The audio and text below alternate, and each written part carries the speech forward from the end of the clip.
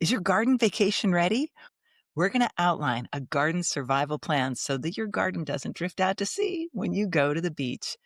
She's Marianne Wilburn. I'm Leslie Harris, and you are listening to The Garden Mixer.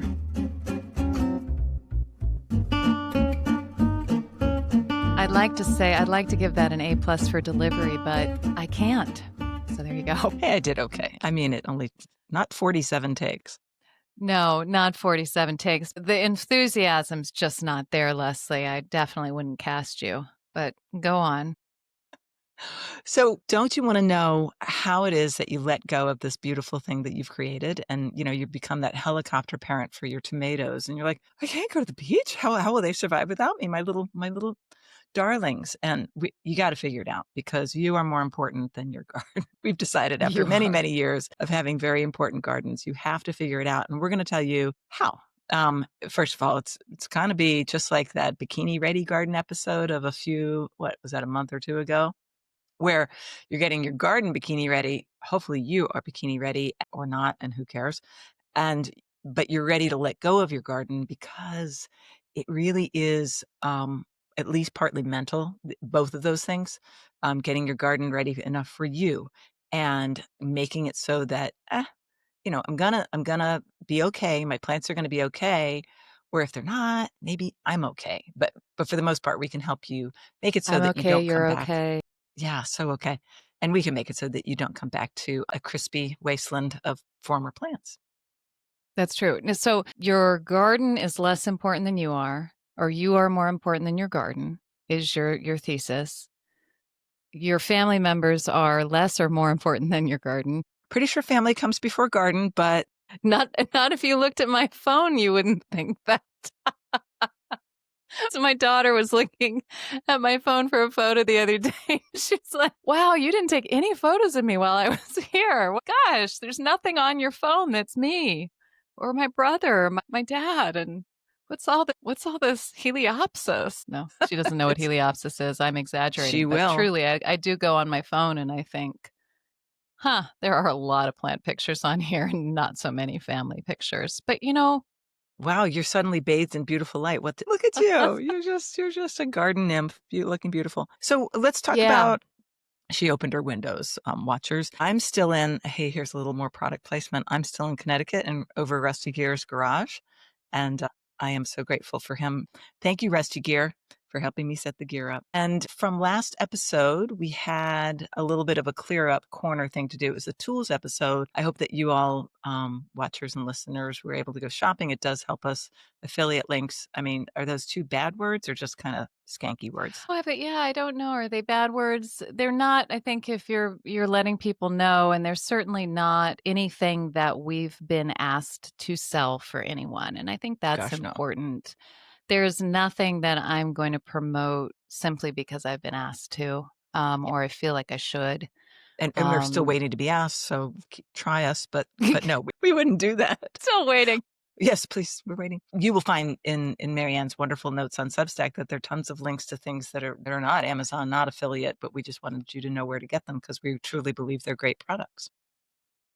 Yeah, and it's very quick way of being able to link to those tools and you get a decent price. Links that are not affiliates, especially like to companies like Milwaukee for the shears, the long reach pruners, a few other things. And they do ship across the ocean at surprisingly good rates, especially if you have a big order together, and they're really good tools. So there are things that are not affiliate links as well. If you have an issue with Jeff With Bezos and his like us gaining a tiny bit $18 of money billion wedding, then and you just don't want to give him one I'm more giving money to dollar. Leslie and Marianne, but Jeff Bezos doesn't seem to need my He dollar. just doesn't seem to need anything unless he made extra gelato on the street. Yeah, I don't know. oh, golly. All right. So So from we that, did, yes, from that, I just wanted to clarify a couple of those tool names that if you have not gone to the show notes to see them and you were going, gosh, what kind of shovel is she talking about? And we weren't quite sure. The long handled shovel with the tiny little head, which is a floral shovel, and AM Leonard sells them. And that, again, that's in the show notes, but I was just sort of describing the shovel and how cool it was. And I'd borrowed one and then had immediately bought out the local hardware store of them. So that's a floral shovel is the official name of that. And Yes. the other one was I keep saying perennial spade, and this is a DeWitt perennial spade, but it's not actually. It's a DeWitt perennial planter. It has a sort of a heart-shaped spade head, and it's not your perennial spade, which actually looks like a really good tool that I want too. but but I stepped back and I did not buy it because you know what I did buy is this. You Do you bought my see? I okatsunes. did. I do listen to when you say things, and I take your advice sometimes. And And have you used them? I still love my ARS, but I gotta say the spring action on this is easy. And these really fit my hand very, very well. So this would be 180s or from 101? I 101 or think the this is one. Do you have a 101? Better go change that in the show notes, folks. I thought they were one oh I really one, like 102, this. 103. By the way, this, uncertainty that we're having now, Marianne can It's correct it gonna in clear up next time. yeah. But also, if you happen to go to YouTube, if you're a YouTube watcher, we do put, I can figure things out. By the time the episode drops on YouTube, it drops the same day as it drops on if you're just listening on Apple or Spotify or whatever, we're on Pandora and iHeart too. Anyway, if you watch instead of listen or in addition to listen, I can't believe that. Are you a glutton for punishment? I will have cleared up things when I'm editing. So that little saw that we couldn't even remember the word silky. I was saying sleeky and slinky and all these things. It is a silky saw, and Silky. that's a brand. And the type it is a not power boy. There's no power behind it except for your own little arm. It's a pocket boy and it fits right in your pocket. And we both have it, love it, just didn't know the name of it. That's how genuine we are. That's right. It's the only boy I'll ever have in my pocket. It's a Because Michael's certainly not that saw. boy. We're done with clear up. We're going to take you to the beach. You're going to the beach. We're going to help you with your garden. What do you have first for a good tip on how to leave your garden behind without feeling like all your hard work is going to go up in smoke? Oh God. That's right. And this is something that when you're putting so much energy into a garden during the growing season and you're so aware of how even leaving it for a couple days, you've got weeds that are going to seed that could cause more problems later. You could have a windstorm, you haven't finished your staking, all of that type of thing. And so you do, as Leslie said early on, start this sort of, well, do I go to the beach or do I have beans? Which is it going to be? And I actually, many years ago, when I was first writing as a columnist, I wrote an article called Beans or Beach. You know, you're really trapped in that. I'm creating something, but it is vital that we get away from it. And there's a lot of different reasons for that. If you are staring at it day after day after day and it's getting hotter and hotter and you're not having any other fun, you're not a balanced person. You're going to turn into somebody like me. Who Are would you you rather describing be? are you describing Leslie or yourself? Marianne? Yeah, exactly. I would choose Team Leslie on that one in the poll. We'll check it on the show notes. Mm. There's so many wonderful things that you're going to see that you don't know that you're going to see yet. If you're going on a garden tour, like if you're coming with me, you're going to see some amazing gardens that are going to give you ideas. But even when you're just hanging out with your family and your mind is cleared of your garden a little bit and you see some pretty gardens and you have an idea to bring home, and that's all so important. That's part of the thinking process that we can't have if we're just always staring at our gardens trying to fix them. So that was just my before I get into like how we going to leave them. I just want to say why we needed to leave them. I felt like that needed to be said. Yeah, and that's part of the how too, because you just got to be strong enough to figure out what's important. And people are generally more important than plants. The veg part is not something that I can speak to, but I do know that you got to harvest those beans or they don't keep coming. So talk a little bit more about veg. Yeah. So when it comes to your vegetables, the best scenario is that you do have a friend who's coming over or a neighbor. And in exchange for harvesting your vegetables, maybe they're watering them or keeping them under care. And that's one of the easiest things you can do because if somebody doesn't have a garden, they actually really like those fresh vegetables. So picking the tomatoes, picking the beans and the peas, particularly because they're just not going to produce new flowers if these old ones are going to seed.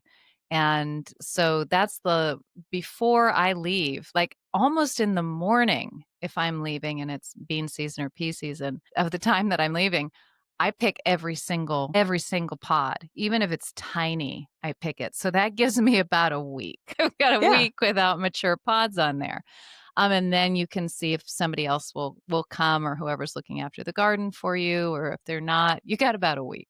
For beginner gardeners, you might not understand why you have to pick them. It's because they will stop producing if they're not picked, because they just think oh, my job is done here. I've created seeds. I've procreated myself. They won't Yeah, it's produce sort of like anymore. us. Why do we even bother now? I mean, we've had our kids. They're up. They've Hey, I brush my hair. flown away. Did you? Oh, okay. Yeah, kind of. Well, got rid of it anyway.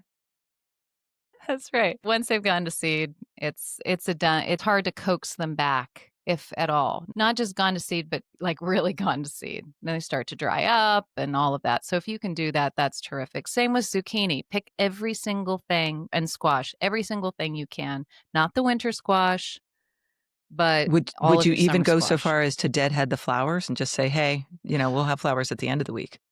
I have actually done that. That's it. Absolutely, because a lot of people eat the flowers anyway. You want to do a little bit of tempura before you leave, getting ready to go, and I'll just throw together some tempura. No, yes. Take the flowers off and then you can't have any babies. It's not an issue for me right now because squash borer and excessive heat has taken out my summer squash and I have to replant. But that's okay because I normally plant seeds after the 4th of July anyway, because the squash borer, is it a wasp or is it a moth? I feel like it's sort of a, Waspy moth? A yeah, mothy I feel like wasp. I think it's a moth. I think it's a wasp. It's laying eggs. It stops laying eggs. Not like, oh, hey, it's July 4th. I got to stop. It doesn't do that. But it's probably end of June. And by July 4th, you're pretty safe if you want to put them in. Now, of course, if you have squash bugs, they're going to move in. Great. Right? No, Who's next? there's no clocking out for those.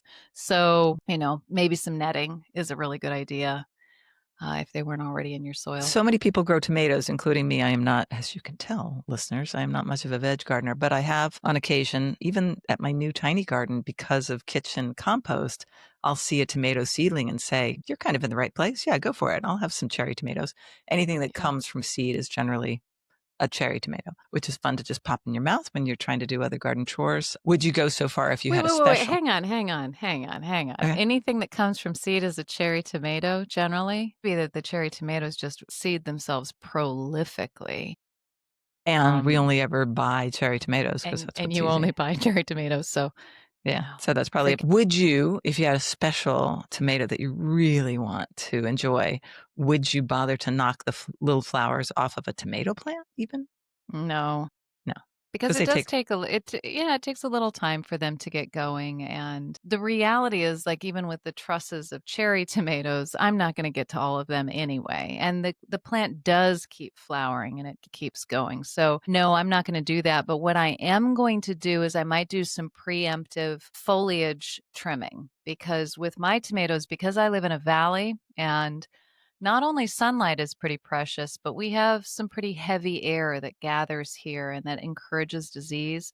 And so I learned a long time ago from the success of a friend of mine to be taking off the bottom foliage very early on so that you didn't get splash soil borne illnesses coming up from the soil. And anytime I'd see any bit of yellow, it's out, it's gone, and I'm cutting it off. I just went through them again today. I leave the fruit, so by the time my tomatoes are high, I've got just sort of these branches with the fruit hanging off of them like testicles, or I probably can't say that again.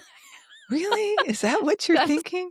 well, it's like they're the little aromas. I did think that today. I don't know why.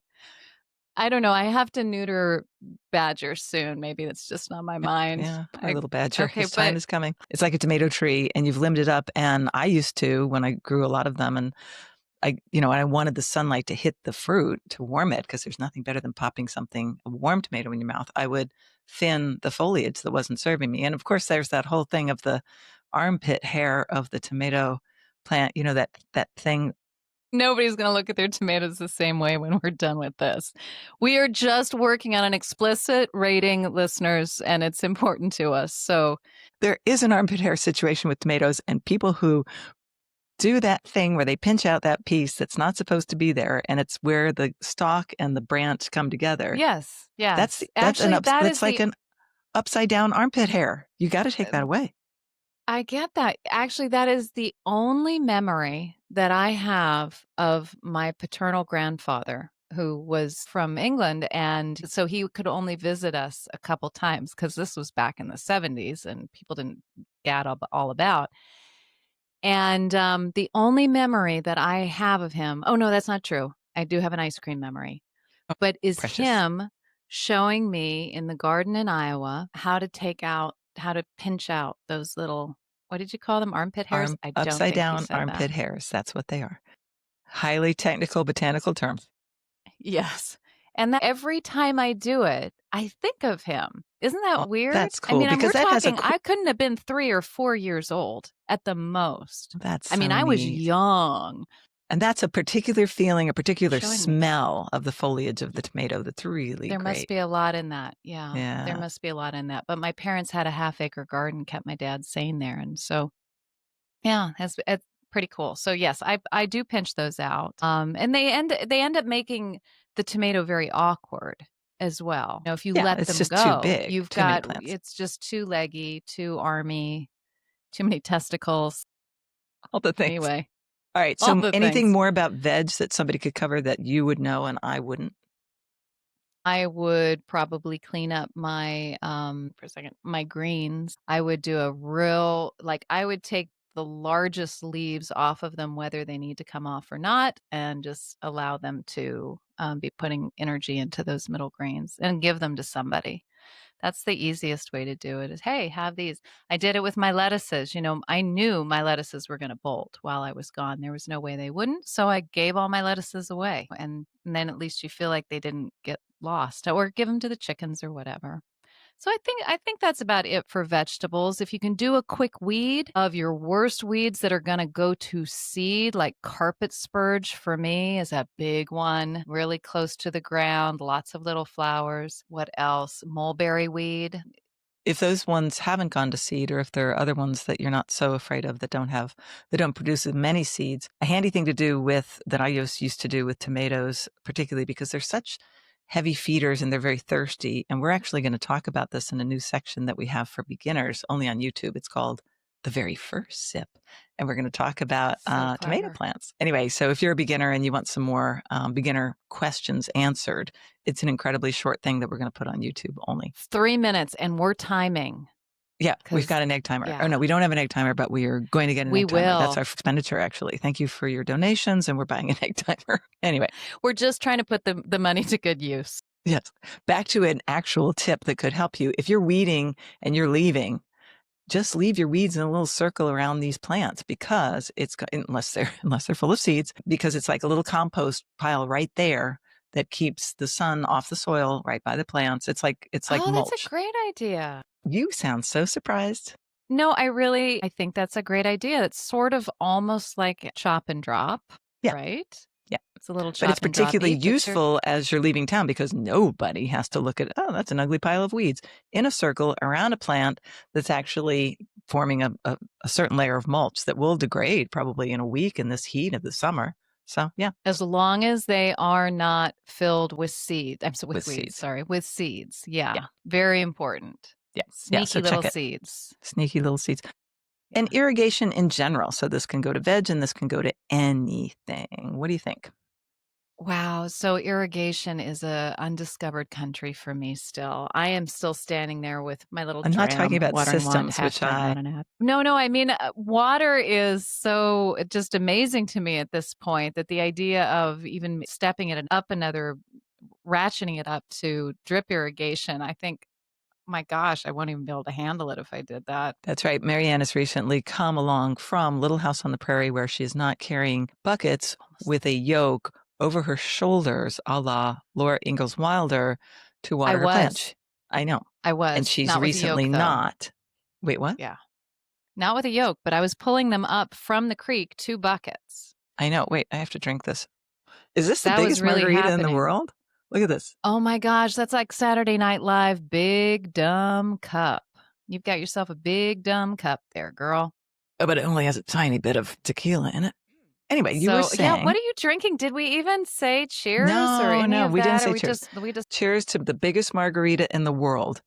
That's beautiful. And I look forward to our conversation at the end of that margarita. Stay tuned. Whereas I will be very sophisticated with my Irish whiskey. And this is not my drink. This is just some tonic water and lime. But no, my drink is this. Is And a it's a very finger of, that's so adult. is a finger of whiskey, and it's a very specific one. Can you read that, or is it backwards there? This is my writer's tears Irish whiskey.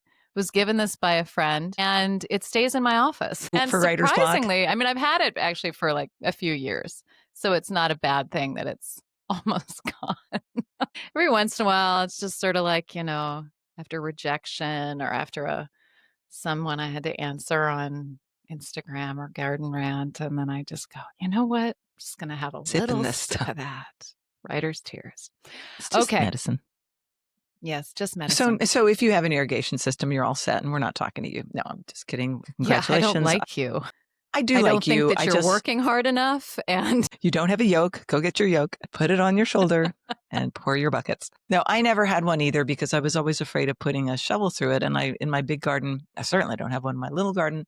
I never wanted one. I had trouble when my clients had one because I'm like, I do not have the freedom to like understand how to place my shovel if I want to divide or dig or whatever. I find them not my cup of tea. If you have an irrigation system, we are very happy for you. As I was saying, I never. No, I'm just being honest. I'm not happy for you. Okay, fine. I'm bitter. Bitter. Right, but we're moving on because does that do anybody any good, Marianne? Would you like a little psychotherapy session? No, we're talking about gardening. Yeah. Okay. So if you don't, you might want to lay out some of those soaker hoses that you can just buy on Amazon or at a big box store and make it so that neighbor or child or friend can come over and do something very simple, like turn on a spigot and set a timer for themselves, run some errands, and come back and turn it off. Make sure they turn it off. You don't want to flood your basement. But there are some other tricks in terms of into really nice container plantings that you have. Have you ever turned over a bottle of wine upside down? Yeah, I have those little nannies. They're called plant nannies, and they make generic ones as well as the regular plant nannies. I think the generic ones that you buy aren't quite as strong of terracotta. That's been my experience. But a plant nanny is basically a terracotta arrow. What would you call it? That goes down into the soil and it's hollow, and then you put the bottle. And we use old fun bottles, like blue bottles or an old whiskey bottle that's interesting or that type of thing. And that goes Writer's upside tears. down.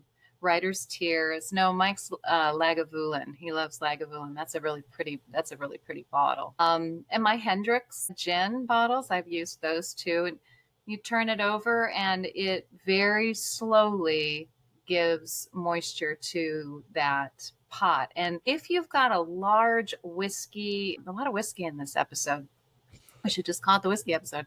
You got like a large whiskey barrel, half barrel, and you put those in there. You're not going to just want one. You're going to want to use 3 or so because that's just not enough water for those plants. And I have taken them out at the end of the season, and all of the plant roots are sort of around those plant nannies. That's really cool. You know that if you plant plants in a container, they're not in the earth. They're going to dry out faster because they're surrounded either by metal or plastic or terracotta. But if it's a very large container, they are not in the earth, and yet they are surrounded by more earth. So if it's a deeply planted, if it's like I have one that's got some herbs in the top 12 inches and then just soil because I emptied my compost pile into the bottom of it.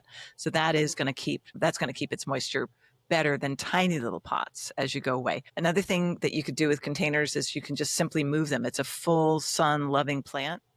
Well, it's not going to get a suntan that week. You are. So you're going to move that plant to a shady spot. You don't want to move it under cover I have to do something because I have a couple of favorite containers that don't have drainage. So I know that and I know how to water them. But when I have a friend come and water them, I stick little signs in them and it's the same sign. I think it's 3 or 4 pots that like, hey, this one is not going to need your water every time. Could you use the finger method and see if it actually needs water? Because if we drown this guy, it's going to be bad. I like this plant. So just be careful on that, but don't overwhelm your friend, teenager, or neighbor with too many instructions. So try to group your plants. Some containers can be moved, do it. Put all the, the sun loving ones into the shade if you can. Some of them just can't be moved, in which case those are the ones that are hopefully going to get more attention from somebody else while you're at the beach. Right. And if you're starting perennials right now for next season, but you've got these little baby plants that are getting started, then you do want to group those by how much water they need and perhaps have them in trays that can hold water. So that it's easier for it to wick up with osmosis. You don't want these little tiny baby plants to be going like this all the time, which is not waving, it's wilting and standing back up again. Bye. I'm going to heaven. I'm going to heaven now. Oh, no, not yet. Okay. All right. I'm back. I'm really not feeling very good. Here we go again. No, it weakens the plant. We don't want to do that. So that's a good way of doing it. I often use flags, which are, those sort of pink or yellow or that they use for grading or marking things in the garden. And you can write on them with a Sharpie that just says dry, medium, or keep tray flooded. Do this for my husband in the early spring if I'm leaving it's because it's hard. Watering, I think, is the hardest thing to communicate to somebody who's looking after your plants. Wouldn't you agree? Yeah, they don't know the plant. They don't know, they may or may not be a gardener, but they might not know that plant, that drainage situation, and that heart and soul that you've put into that plant. I would be sad if I lost a plant. I would be very sad if I lost a couple of different plants. There's one that is it cost me a lot of money. I've kept it alive. I remember I was with a very good horticulturist who saw me buy it at Speaking of Gardening when I watched you and Scott speak a couple summers ago. And Carol Reese looked at that plant, it's some sort of Pisces. She goes, I've killed that 3 or 4 times. And I'm like, ooh, game on. Like, I'm going to try to keep this alive. And I read the directions and I'm like, oh, I see. You never water this sucker. Never. But to people who are looking after your plants, it's a plant, it needs water. If something's Right. wrong, it needs water. That's just the way that people think who don't work with plants. And so the answer is always more water, which it's not like more cowbell. It's not always more cowbell.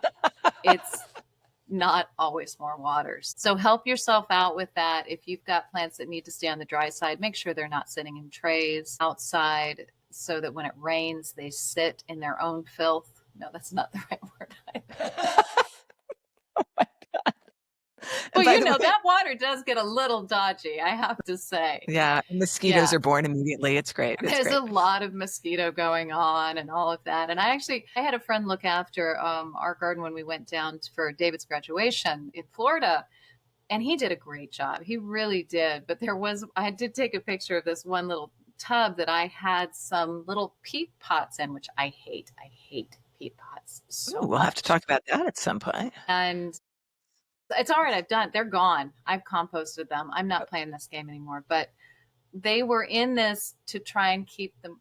Do you want to know why there was such a visceral reaction to peat pots? I think we'll have to hold that as a future topic for one more sip. Anyway, proceed. Actually, that'd be a good one. So they were in a tub so that they wouldn't dry out. And when I got back, they were floating in the tub. So he did a terrific job with everything else. So I couldn't fault him. But again, it's not always more cowbell. All right. We are moving on to things that you've planted recently. That's another good thing to flag. I mean, hopefully the basic tool that you're going to use is the weather forecast, and you'll know how much help you need. Have we gone without rain recently, and are we going to have a whole other week without it? And is it going to be 97 degrees? You need help. But if we're going to have nightly thunderstorm chances and your soil is saturated anyway, you can relax and really enjoy your beach time. So it just depends. That is a great tool, the weather forecast.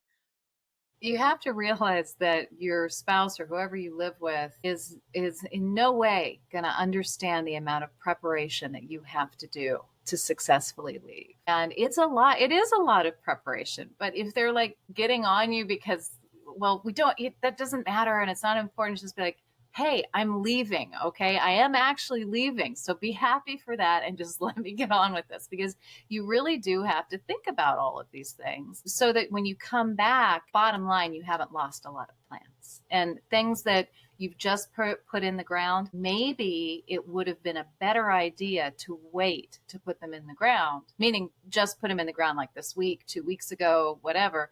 It might have been looking forward like, well, you know what? I'm going to be on vacation for 2 weeks. Real good chance it might not rain and these are going to die. So wouldn't it be better to keep them in the pot in a sort of clearinghouse area where the person who is watering or whoever I have doing that can take care of them, because they're not And going to it's just water. one of many, and they're Yeah. standing there with the hose, and they're not going to be missed. Like, oh yeah, she said something about that hydrangea out in the. Forgot all about that, and it's Thursday, and she's coming back in 2 days. Oh my, that looks crispy. Yeah, just keep it in the pot, which sounds counterintuitive because it doesn't have as much access to groundwater in the pot, and yet if somebody's aiming a hose at it, you're going to have better luck, right? Yeah, exactly. I just did this with some turmeric. It's sort of in a different way in that I was really trying to build some heat with these turmeric. They were the last things in my greenhouse, along with some caladium, which really need heat to get going. And they easily, under my care, could have stayed in that very hot greenhouse for 2 more weeks with everything ventilated and me keeping an eye on them and making sure they're not getting too wet, too hot. But with my friend looking after them, that was not going to work. He just didn't have that level of nuance to his thinking there. So I took them out of the greenhouse. They went into a tray so that I could make sure that they were kept somewhat moist. And then I just said, I'm going to lose that heat building time in the greenhouse, but they're going to be okay. They'll be fine. But I had to be looking forward in that. And that's just like 6 plants among hundreds. So yeah, it is a lot. Maybe I should never go away. Never mind. Let's not do this episode. No, we have to get away. We have to get I away. know, I know. And actually, here's a little story about that, listeners. Here's a little story about, yes, you do need to get away and your garden is going to be fine. It's also that you could kill yourself out there working on your garden, making it just perfect. And then Mother Nature's going to come along and do something. And then you realize, wow, I sacrificed not going to see my family, not being with my family, not having a fun time. And I still had this happen. And that happened to me 3 years ago, 4 years ago during a flood. And my sister and her kids were out here, and I was in the midst of the tropical migration and everything was going out in the garden. I was also with some very serious back issues. My back was spasming so much that it would take me down to my knees while we would be having dinner. And I had to sort of politely go, I'm just going to sit on the floor now.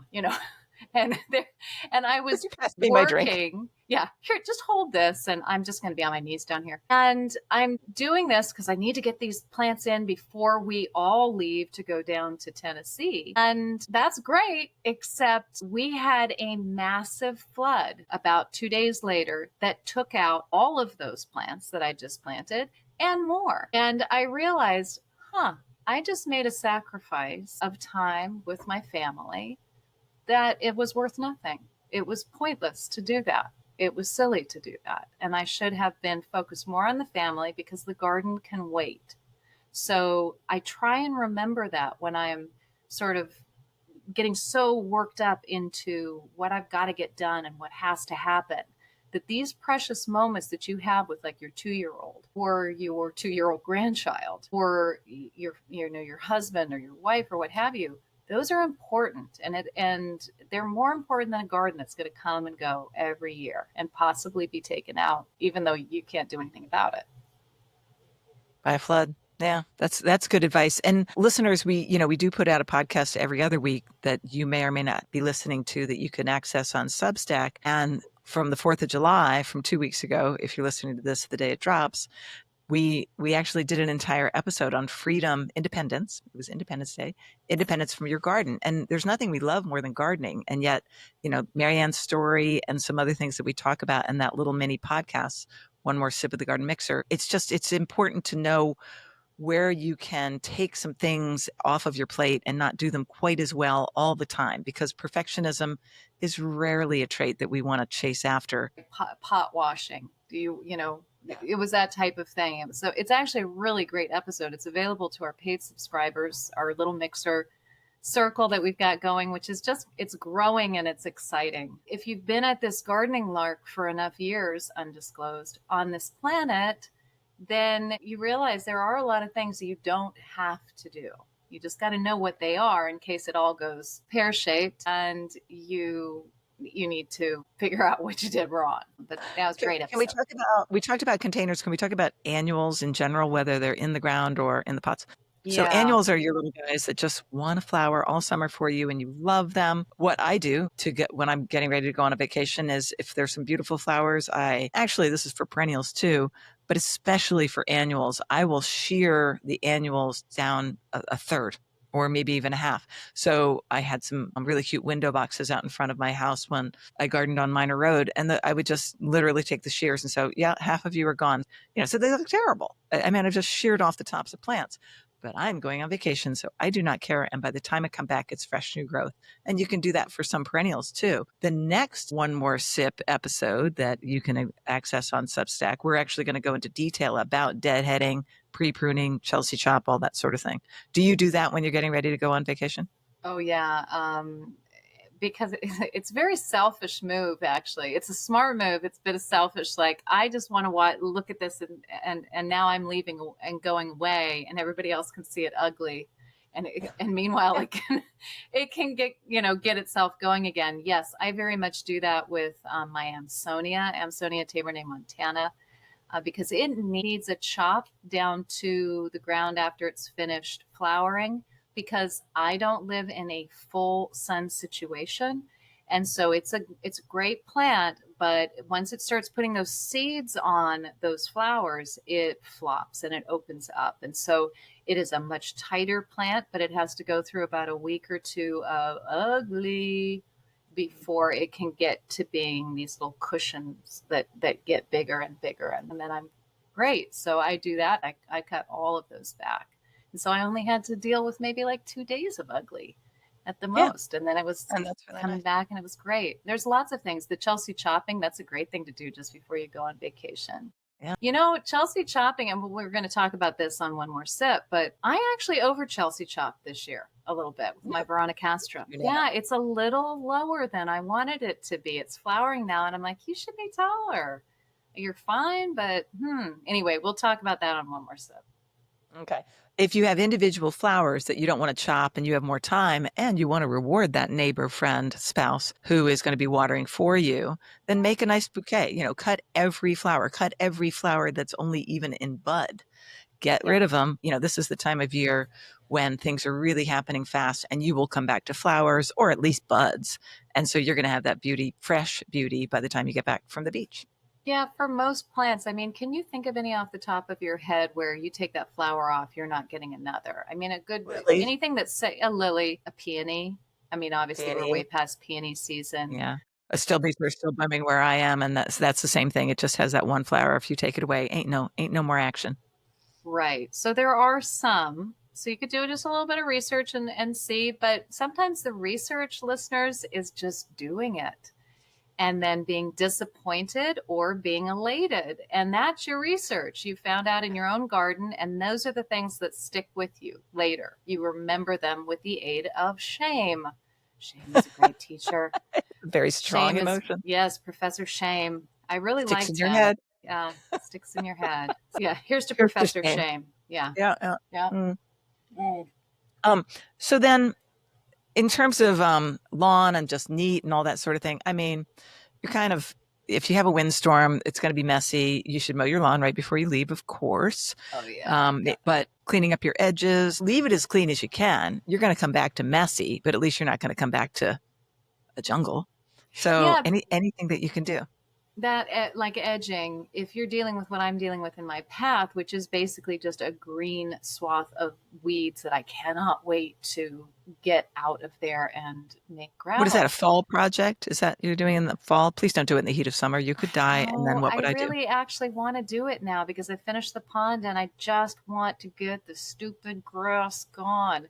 Because it's not grass. It's grass, but it's not the grass I want. And it's just a lot of things like creeping Charlie and crabgrass and goosegrass that are stoloniferous and are moving into the beds. They're just sitting there going, "Oh, you beat me back a little bit here. I come again." Even Artemisia, for God's sake.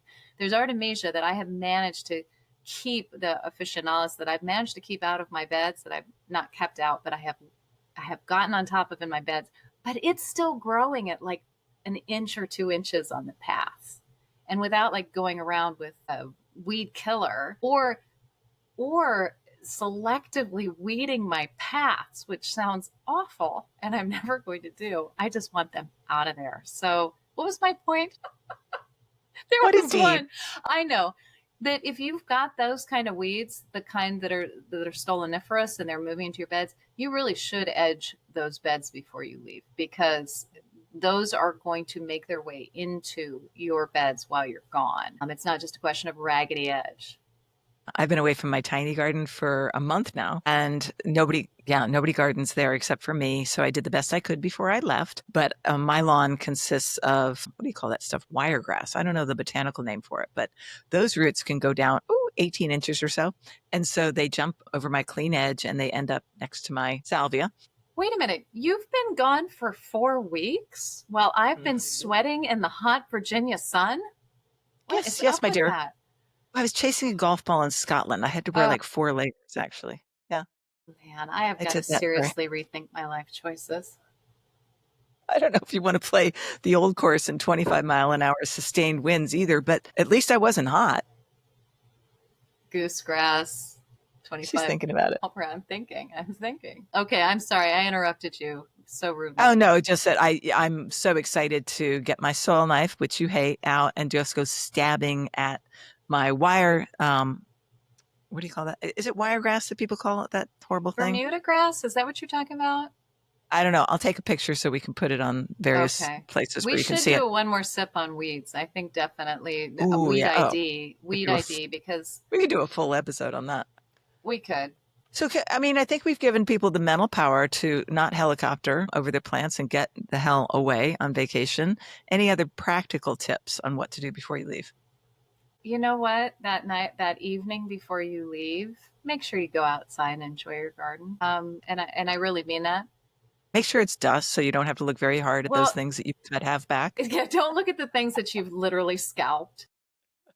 Put your seat in a place where you just are there to enjoy the fact that you've tidied it up and the sun is going down and you're just about to go on vacation. But truly, if we get nothing through to you on this episode, it is do go on holiday, go on vacation, take that time. And if you're going on a garden tour, Oh, yeah. yeah, go. Don't be like, oh, I can't. I can't leave my garden in May. I can't leave my garden in September. Whatever it is, just go. You're going to come back with so many ideas, and your brain is going to be on fire. You're going to be so excited to get back. Then you're going to come home and you'll be like, oh my gosh, I forgot my reality. You're going to fix it really quick and then you're going to get started. So it is so worth it to the inspiration part of us, which is so important to gardening. It keeps us going when weather gets tough and life gets tough. Yeah. Yeah. And that's not even to mention, in that particular point, the people aspect. And the Oh, people right, the might be people. on your garden trip. I cannot wait to go to Cornwall with you in September. Should be I really fun. know, I'm very excited. September is a great month in the garden that's hard to miss. And I think for a lot of people, that's part of it. You want to see your roses blooming, you want to see your chrysanthemums, whatever it is that you put time into, but they'll probably be there next year unless they get rosette disease like mine just did. And you'll be okay. Truly, you're going to be Yeah. okay. It's worth it to go. Yeah. You can get your garden vacation ready. So how about damn, I wish I planted that. What do you got going on for that? Yes. All right. So this week for where are we? Mid July, right? Yeah, is I am going to choose what they call the spider flower, Cleome hasseleriana. And this is a very, very cool annual that is extremely vigorous and really does bring a lot of color to the mid to late summer and fall garden. Now, as with all annuals, less is actually more. You've got to edit it. You can throw seed in the fall or in the summer like it would normally seed if you were zone 7 or so, or even 6, I bet. Or you can throw it in the early spring and it will germinate as soon as temperatures get warm. So it's not going to germinate immediately. You're going to see it germinating sort of beginning of June, end of May. Is a leaf that looks like cannabis, and your neighbors are going to think it's cannabis.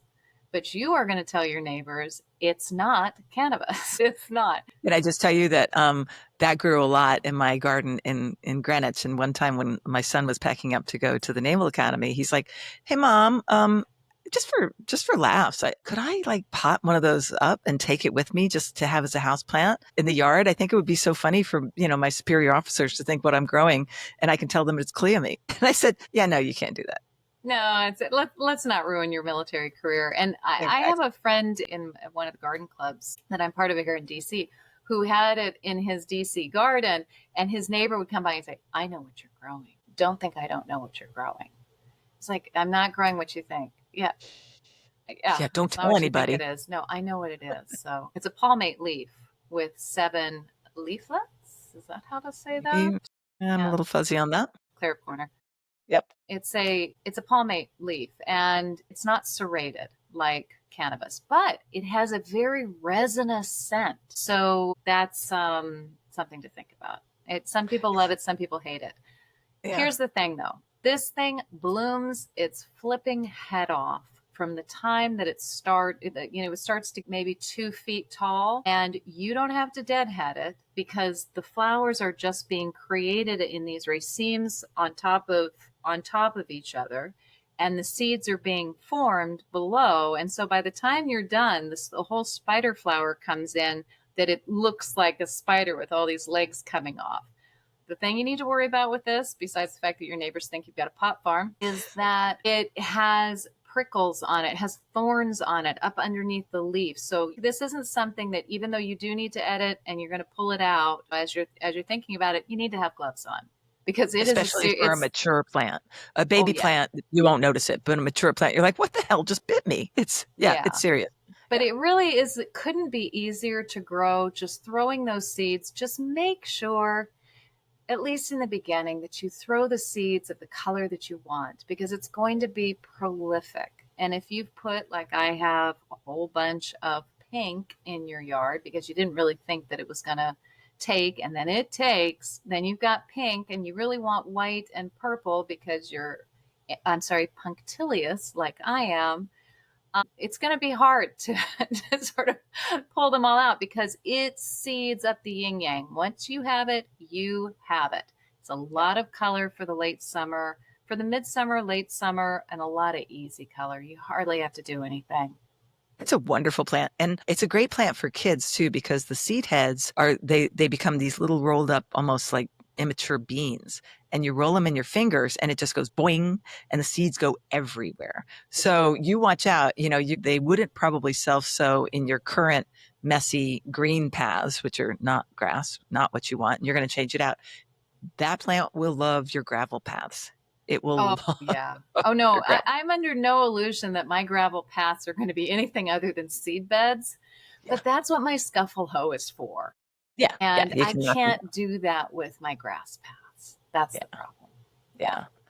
So I am just trying to irritate you, and my damn, I wish I planted that is Phlox paniculata, which is an easy one. Honestly, I remember not being a gardener and going to visit my mother-in-law's wonderful garden in Western New York State, and in July and August, and it was just so many flowers. And my sister-in-law, 10 years older, hi Mary, she's a fabulous gardener. She loved my mother-in-law so much, and she was never catty, but she said at one stage, "Well, it's mostly phlox." And I'm like, "Okay, I don't even know what phlox is, Oh, but you it know looks it's beautiful to mostly me." phlox.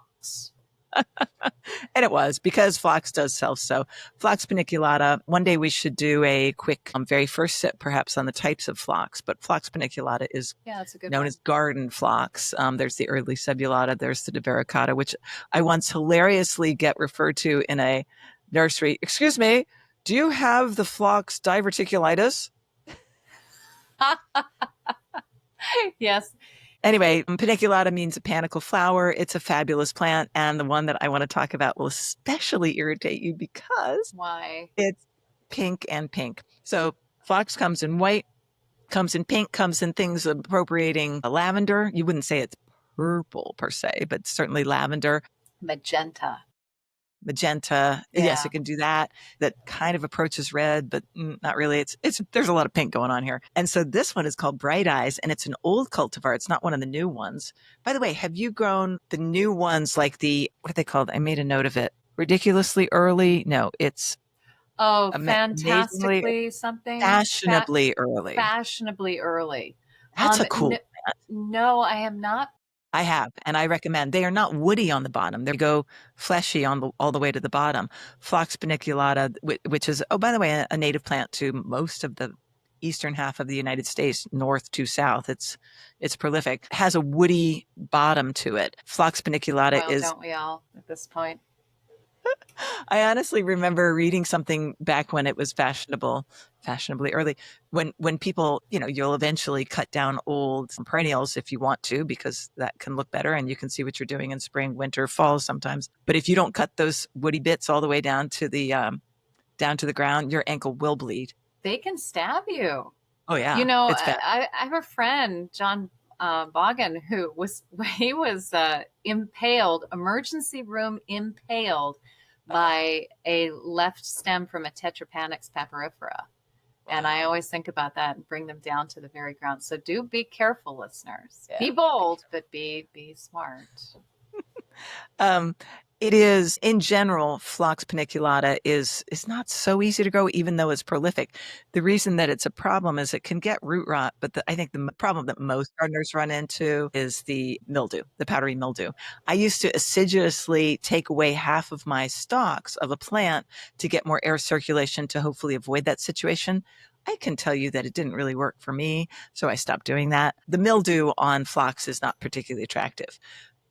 The Phlox paniculata cultivar that I want to talk about today, particularly called Bright Eyes, doesn't seem to get it. It's just the most well-behaved plant. It only maxes out at like 2.5 to 3 feet tall. It doesn't self-sow, sadly. I mean, I suppose that's good. And it's just this neat clump that comes up all green, all bright-eyed, with light pink on the outside of the petal and dark pink in the middle. That is a lot of pink, Les. It's so much pink. I'm so sorry, Marianne. It's like your shirt. It's so... This is me, and there's tape on my mic. Anyway, so I recommend it highly. You can actually get it. I was like, can people get this? Because I think it's an old one, and yeah, you can get it at what's that one up in Litchfield where they charge so much money? Pink Palace? No, Litchfield, White Flower Farms. Oh, White Flower Farm, yeah. Yeah, fabulous nursery. Not inexpensive, but fabulous. Well, I'll tell you what, I would buy it. I would try it based on your amazing recommendation. But I right now have Kapow Pink in my garden. Okay. And it is, for what it is, a fabulous plant. I dislike that strong color so much. It's a very strong pink. Kapow Pink. I mean, it's in the name. I was sent it as a trial plant, and it's one of those trial plants where I go, well, I'm really not thrilled with the color, but let's see how it does. And then it does really well, and you think, wow, you're really, you're taking up the space you've got, and I'm impressed. I don't like your color, but hey, it's color. And this is where I am with this plant. It's like, and there's so many people who would love this color because it's not magenta. It's just really pink. Bubblegum. It's bubblegum pink. Yeah, that's a good thing for it. It's very mildew resistant. There's a Kapow series as well, and it's a very, very strong plant. The other thing that's great about it, because a lot of Phlox paniculata it's not a vigorous at its crown in the early season. If you have like allium next to it or something that's going to throw its leaves over the top of it, it's not gonna be like, yeah, I'm coming through like a oh gosh, Astromeria or something like that. It's sort of like, oh, okay, I'll just fade away. But this one actually seems to have a lot more vigor. I mean, it's really worthy of that name. I don't usually love these names, but it's really worthy of that name. Yeah. That's Any other awesome. paniculatas that you love? Oh yeah, well the power couple that I always included in every garden design that I did, the Power classic white couple. is David and the classic pink is Gina, Yes, but yes, and check and check. Yes. yeah, so that's a good one. And then I would say that going back to and I have to look for this adverb again, fashionably early series, I was very impressed with that when I grew it in my old garden and I brought some with me. It's like only okay in partial. And Phlox does do a regular paniculata will do pretty well, flower decently well in partial shade. Fashionably early series for me wanted the full on sun and then did quite well. What about the kapow? Oh, I'd say no more than about 7 hours, 6, 7 hours, which to me is just not full sun. I know that technically it is, but it really isn't when it comes to the things that really want sun. So it's at the very low end of full sun. And you know what, Gina, it's Jeana, listeners. That deserves a little bit more than just being tagged on to David because it's sort of a little different, isn't it? Is it? Yeah, it is. It's a tinier flower. And it Okay. is, of all of the paniculatas that I have grown, it is the one that is most visited by pollinating insects. It's Oh, just nice. alive with them. So whereas David or Kapow Pink or what have you have larger tubular flowers, and this one's a smaller tubular flower. But again, it's one that really needs that full sun. And I do give that a Chelsea chop to try and stop myself from having to stake it too much. Yeah, sometimes frogs can get tall enough that you need to stake them. That's bad news. Good news is that hummingbirds love them. That's good They do. news. I also have a grooming habit for Phlox paniculata, besides just deadheading it, just saying, okay, those flowers are done. The gardening business that I work for here in Greenwich when I was still a high school Spanish teacher, and I was working for this woman on Saturdays and after school just to learn how do you run a gardening business. And she had some things that, of course, everybody knows things about gardening that you don't know. That's why we keep learning and listening. And she said, I'll show you a secret about Phlox paniculata, the deadheading. She said, you don't always have to deadhead. Take a careful look at the panicle of flowers and then just decide, do we have more coming here? Because sometimes more than one set of petals comes from the same bud set. And so some of them. No, you have to go back and say that again. You're saying that. I'm saying that she showed me a grooming technique on Phlox paniculata and just general, if it looks messy, that just blew my mind. Instead of just snip, I'm taking this whole panicle of flowers away, have a look and see if the former flower has another one coming either nearby or maybe in the same place. Right underneath? Yeah. On the same panicle. So here I'm holding my hands in a teepee. Of course, there are laterals coming up. And if the top teepee, the top panicle is done and those little buds are turning brown and you're done, you're done. But if there's that dringly effect of browning petals, wipe them away and have a look because there might be more petals to come on that same one. Oh, that's fascinating. Now I'm going to be really looking at mine with different eyes. I mean, right there, that's worth the price of admission. Thank you, Leslie Harris.